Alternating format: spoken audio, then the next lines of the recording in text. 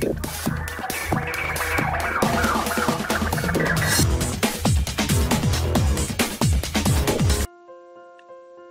কয়েকদিন থেকে social media পাড়া এরই মধ্যে মুখ খুললেন চিত্রনায়িকা বিশ্বাস, তার পরিবার।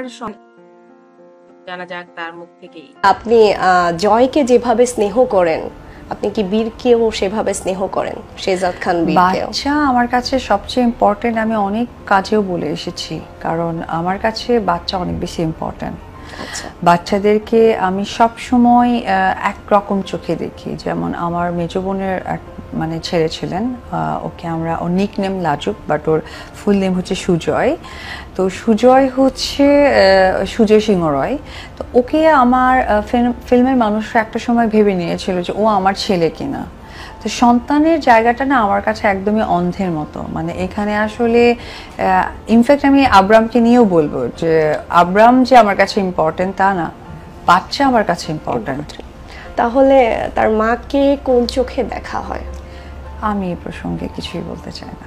সাম্প্রতিক আপনাকে আর সাকিব খানকে একটা ছবিতে দেখা গিয়েছিল একসঙ্গে, আপনারা দুজনকে এক হয়ে গিয়েছেন।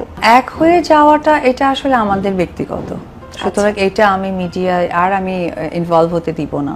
এই কারণে দিব না কারণ বেলা শেষে যেহেতু আমরা মানুষ, আমাদেরও সমস্ত পরিবার জীবনের মতো আমাদের সন্তান, ফ্যামিলি, বাবা মা, আত্মীয় স্বজন সবাই আছে। সিনেমার নায়ক নায়িকা এই ব্যাপারটা হচ্ছে প্রফেশনাল। সো এই জায়গাটা আমার মনে হয় যে দর্শকদের কাছে কাজের জায়গা থেকে পরিচিতি পাওয়াটাই সৌন্দর্য দেখায়, এবং আমি মনে করি এটাই শ্রেয়। আর যেটা দেখা হয়েছে এটা নিশ্চয়ই কোনো একটা প্রোগ্রাম। সো প্রোগ্রাম যেহেতু, সো এই ব্যাপারে এত এক্সপ্লেন করার আমি কোনো অবকাশ দেখি না। প্রোগ্রাম ইজ প্রোগ্রাম, যেহেতু উই আর সেলিব্রিটি, সো যে কোনো প্রোগ্রামেই আমরা যে কোনো সময় অ্যাটেন্ড হতে পারি। এক্সপ্লেন করার এটা আমি কোনো যুক্তি বা সুযোগ দেখি না।